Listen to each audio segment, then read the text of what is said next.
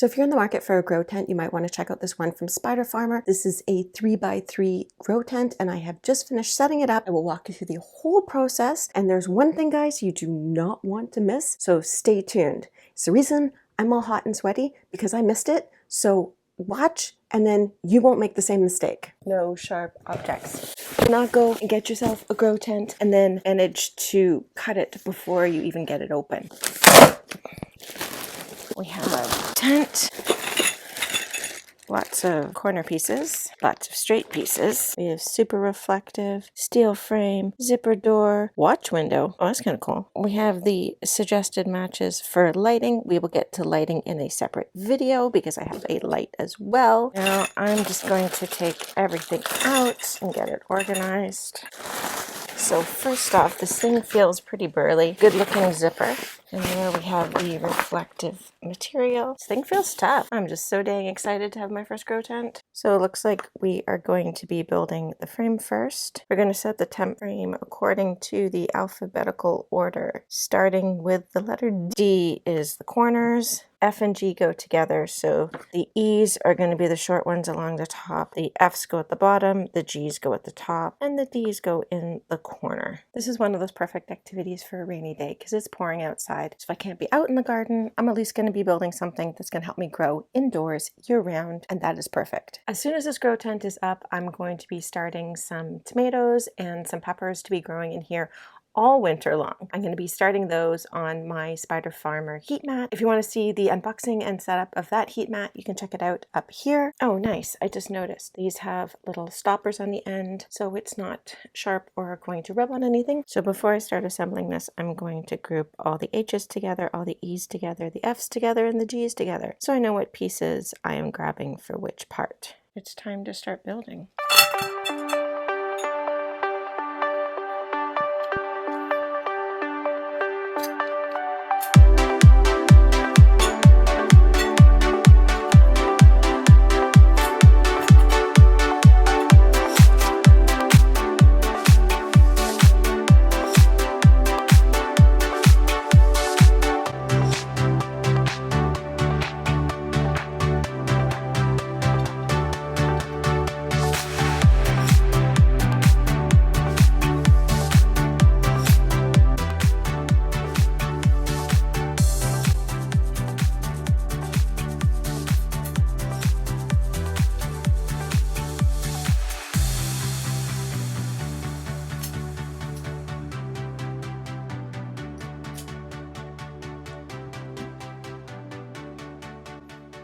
Okay, so it's the next day. Got a little distracted. What I'm not excited about is the next step. I have a feeling it's going to be a little bit like trying to stuff a wet noodle because I have to flip this thing on its side and then get it into the shell. We'll see how this goes.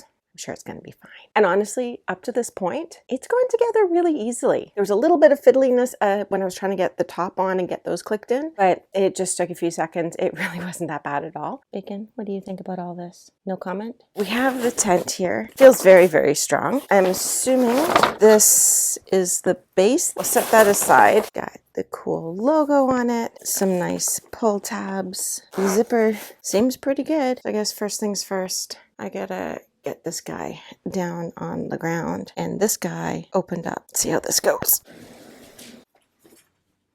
Okay, so the instructions pretty much say open it up and somehow get this frame in.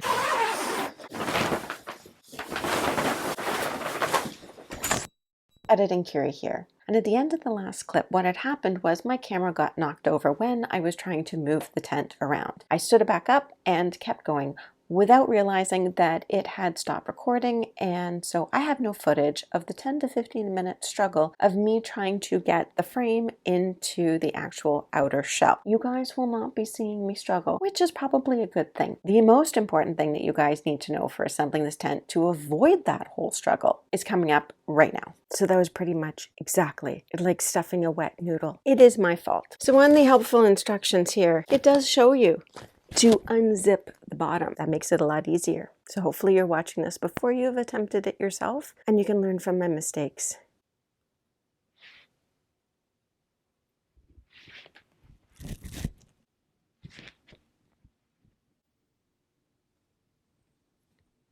There's all sorts of vents and doohickeys in here. These ones at the top are actually really helpful when you're trying to get it all snugged in and get all of tubing right up to the top. I almost forgot my H and my J bars. Hook up under here is to hang the light on, but we will tackle that another day.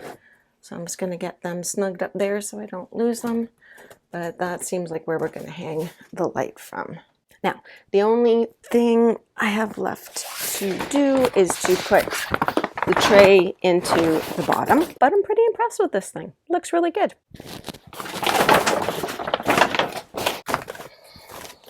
So on the tray, you have some Velcro here.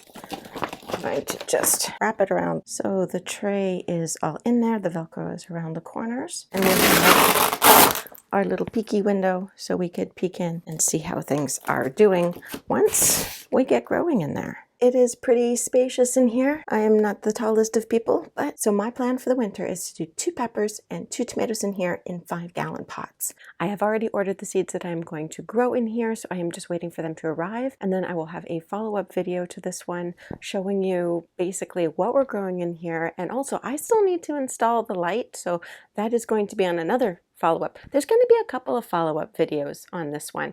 I'm going to take you guys through growing in here all winter and showing just how it's working and give it a bit more time and give some of my feedback after actually using this thing for a longer period of time. But first impressions are very, very good.